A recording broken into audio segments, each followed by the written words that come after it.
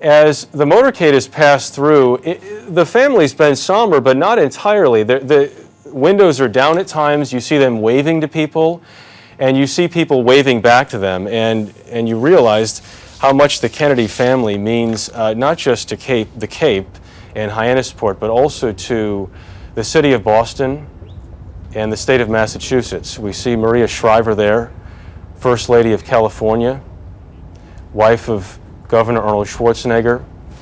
This is at the JFK Museum, the Presidential Library, which is in Boston, just south of Boston there, along the Thruway. We're joined from that location now by Peter Canellis, editor of The Last Lion, a biography of Ted Kennedy. Peter Canellis works at the Boston Globe. Peter, let's talk about what we've seen so far today. What has struck you most as you've watched this motorcade move from the Cape up on into Boston here? What struck me most is that it's not just passing scenes of Ted Kennedy's life, it's passing scenes that the American people, and particularly the people of Massachusetts, shared with Ted Kennedy and his family really over 5 decades. It's quite a moving homecoming. Peter, the church, if we can talk about the church as we watch the family here leave, that church in the North End they passed by, the significance of that church in Senator Kennedy's mother's life.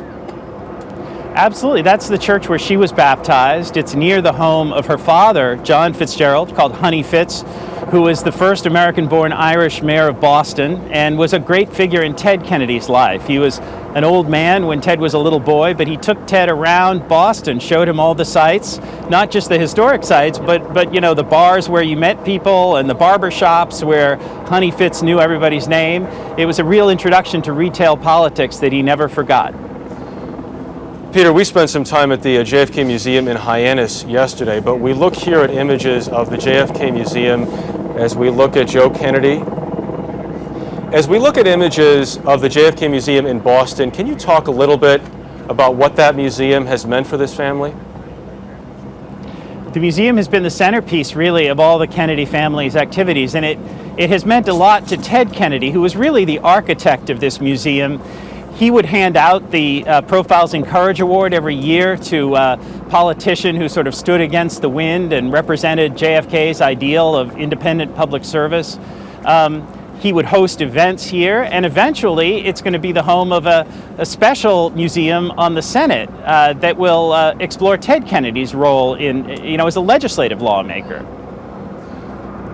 We see Joe Kennedy right now. We just were looking at some images as well of Vicki, who was greeting Boston Mayor Tom Menino. We saw Vicki leave the porch earlier today, and she was followed by the rest of the family. I'm not sure exactly what position you're in right now, Peter, but this was an enormous motorcade. There were 85 members of the family. They really came together today. They absolutely did, and that same house in Hyannisport is where Ted Kennedy, twice a year, would host reunions so that all the generations would get together and understand what it means to be a Kennedy.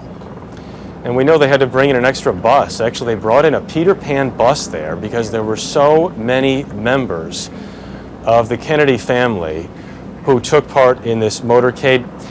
Peter, from what we see Vicki now, the senator's wife of 17 years. And you also see Jean Kennedy Smith. Jean, as we watch Jean right now, Jean is the only surviving member of those 9 kids, of Joe and Rose Kennedy's 9 children, and Vicki next to her. Yes. So they Jean now... Kennedy Smith. Go ahead, Peter. I was going to say, Jean Kennedy Smith, served as ambassador, U.S. ambassador to Ireland. She was the closest of all of the relatives to Ted. She was closest in age, but also, I think, personally and emotionally, they grew up together. They were a twosome, he and his sister Jean. And Jean, we should mention, though, Peter, has long been regarded, even though she was ambassador to Ireland for a while, she's long been regarded as maybe the most private of those 9 kids. And as we watch her next to Vicki, is it safe to assume here that Vicki is taking the lead and is trying to coordinate and bring people together as these plans continue here? I know over the years there has been, at times, a little tension between Vicki and some members of the family? I think just a touch of tension that probably is typical in most families where there's, a second wife and children from the first marriage. But this is a family that really comes together, and I think all the family members respected Vicki Kennedy's role in protecting and taking good care of Ted Kennedy as he fought this last terrible illness. Peter, we're still watching the casket with the honor guard. Yes. Taking it out of the back of the hearse here. I Isn't can't it- even it's imagine what an reminiscent- emotional moment this is for the family. I know, and it's reminiscent of so many other such moments in the Kennedy family. I'm sure that as they watch it, they're thinking of everything from Jack Kennedy to John Kennedy Jr. just 10 years ago, Robert Kennedy. It's a very resonant image. They've been through this before, and they've come together before. Absolutely. This is something that bonds them together, and it's something that Ted Kennedy, obviously felt deeply, the strength of family in time of crisis.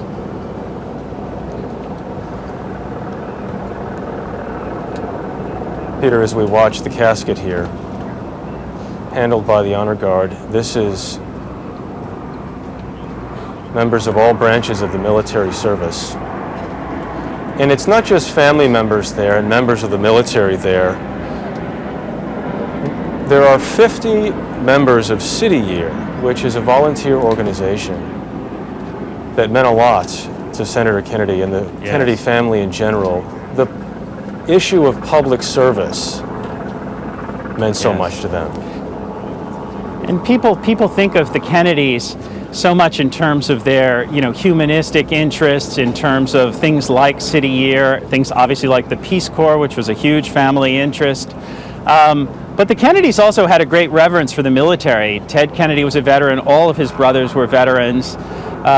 One of the quiet things that he would do outside the limelight is attend the funerals of every serviceman from Massachusetts who was killed overseas, and then stay in touch with the families over the years, almost as though, he were a grieving relative as well.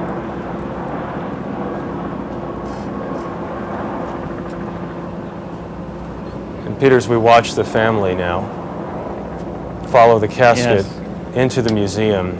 They're going to close this museum for a few hours now, and then what they're going to do is open it for public viewing. And this has been a story as we watch Joe Kennedy and the rest of the enormous Kennedy clan follow behind there. This has been a story we've been following as well. There have been people who've been lining up since first thing this morning to get in line for this viewing that won't begin until at least 6 o'clock this evening. Likely, it will be later at this point, and the library may end up staying open all night. They were initially planning to stay open until only 8 or 9 o'clock, but so many people showed up. The family will be able to spend a little time inside the museum there I think it's a testament with Senator to Kennedy. Go ahead, Peter. It's a testament, I think, to the Kennedy family and the Kennedy family's standing here in Massachusetts that people have been doing that. I mean, it's something that we at the Boston Globe have gotten messages from people who said they never voted for Ted Kennedy, they never favored his policies, but they're surprised at how profoundly moved they are. Yeah, It's quite the end of an era. It could be a polarizing family at times, but no question, I think, whether you agreed with the politics or not, a lot of people are watching this and paying their respects. Okay, Peter Canellos joining us from the JFK Library. Peter, thanks so much for your time. I know we'll be seeing you soon, including on the evening news tonight. Thanks again. Thank you. We will have much more on the passing of Senator Edward Kennedy on your local news on this CBS station and on the CBS Evening News with Katie Couric reporting tonight from Boston. For now, though, I'm Jeff Glor, CBS News in New York. We'll see you soon.